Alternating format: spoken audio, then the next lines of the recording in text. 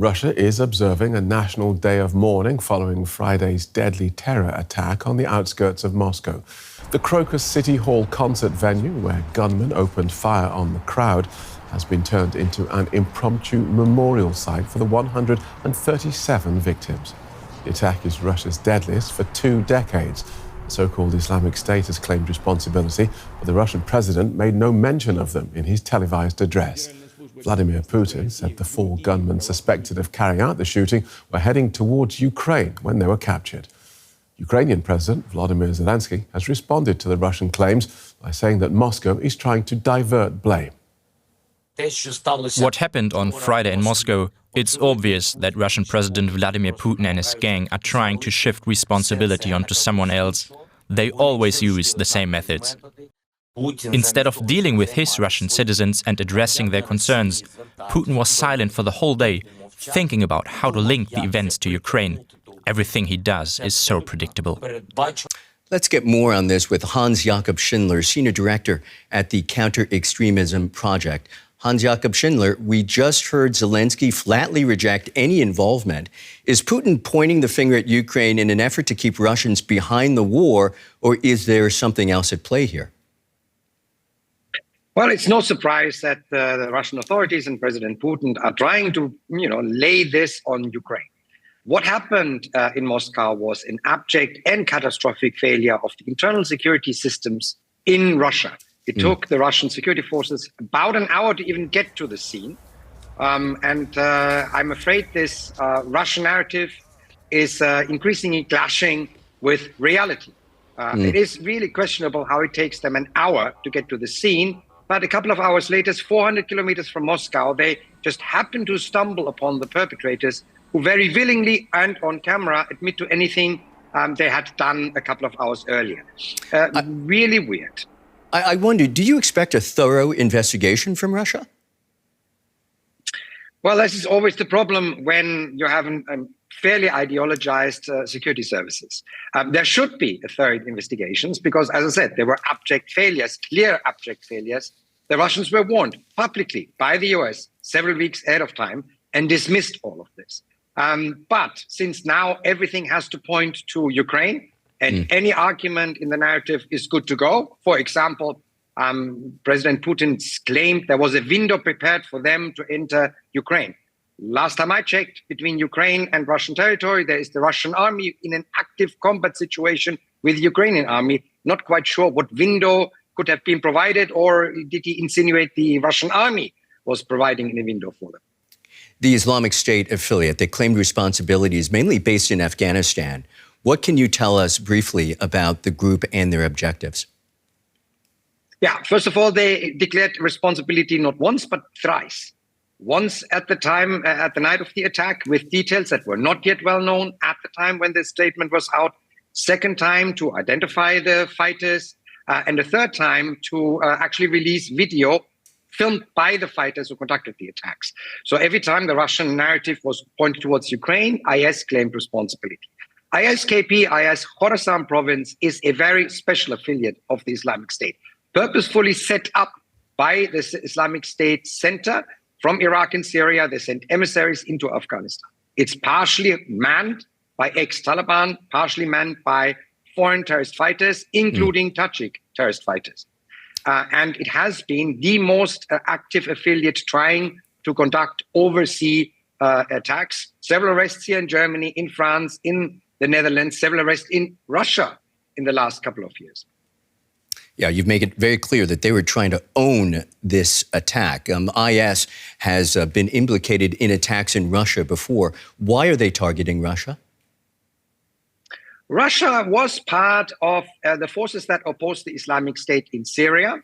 They supported the Assad regime, but the Assad regime in turn also opposed the Islamic State. Russia is also extremely close to the Taliban in Afghanistan, and my organization monitors the propaganda output of ISKP on a daily basis for a couple of years already.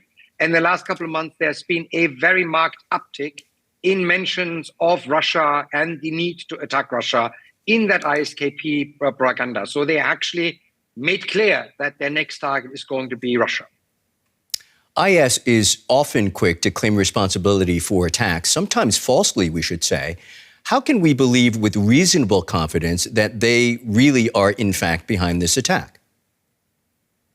Well, first of all, it's unusual for them to claim responsibility 3 times in a row, each time more detailed than the time before. There was American intelligence that Russia was a target. We have seen ISKP propaganda saying Russia is a target. There have been arrests by the Russian security services of ISKP fighters in the last couple of weeks, preventing an attack, according to Russia, preventing an attack against a synagogue, preventing an attack on another event in Russia. So we've seen that this happened. We've seen the intent, we've seen the intelligence before these attacks happened. So I have no doubt in my mind who is responsible. Well, let's pick that up with Brian Whitmore, who's a non-resident senior fellow at the Atlantic Council's Eurasia Centre. He's also assistant professor of practice at the University of Texas, Arlington. Welcome to DW. How does Vladimir Putin benefit by blaming Ukraine for this rather than the Islamic State group who've said that they did it? Well, I completely agree with President Zelensky. This was utterly predictable. In fact, I would have been very, very surprised if Putin did not blame Ukraine. Ukraine is the enemy of the moment, and therefore they must be blamed for everything. Russian state media, soon after the attack, had received instructions to play up the Ukrainian angle. What this shows us is that Russia is very, very good at focusing on imaginary enemies, whether these are fictitious Nazis in Ukraine or the LGBTQ plus community, for example, which was recently declared a terrorist organization. But it is completely inept at actually fighting actual terrorists. This really does expose that Putin's security state is an utter failure. Well, what then does that tell us about what is likely to happen with the investigation? Are they likely to go on sort of twin tracks, investigate thoroughly and find out how IS did it, while at the same time blaming Ukraine? I would be highly skeptical of any investigation that the Russians carry out, first of all.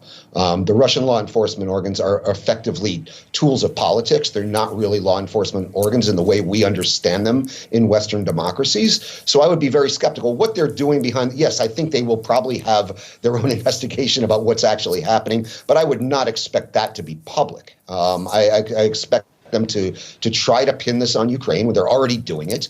We saw it in Putin's speech yesterday. We know the Russian state media has been instructed to play up the Ukrainian angle, although what they said so far is very, very weak tea.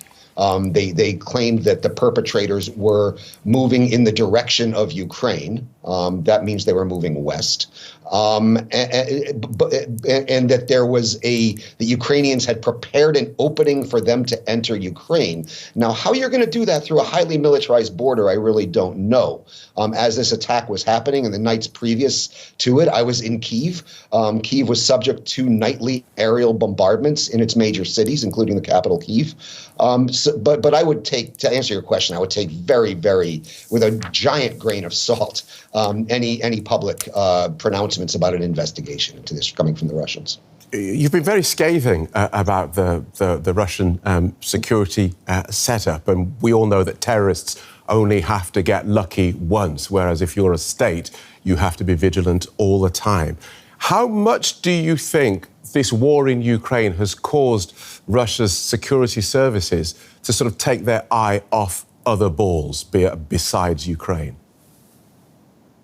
Well, I think it obviously has. I mean, ISIS has long said Russia is a target for its killing of Muslims in Chechnya, for its killing of Muslims in Syria, for its support for Bashar al-Assad. This is no secret. It's been in ISIS's public statements. So you'd have to be deaf, dumb, and blind not to see this. On top of this all, we had the U.S. warning Russia that this attack was coming, and yet they were woefully unprepared. So I think it's clear that they've taken their eye off the ball. Again, they're focusing on imaginary enemies, fictitious Ukrainian Nazis, which do not exist, the LGBTQ plus community, which is a threat to nobody, and they're ignoring actual, real terrorist threats.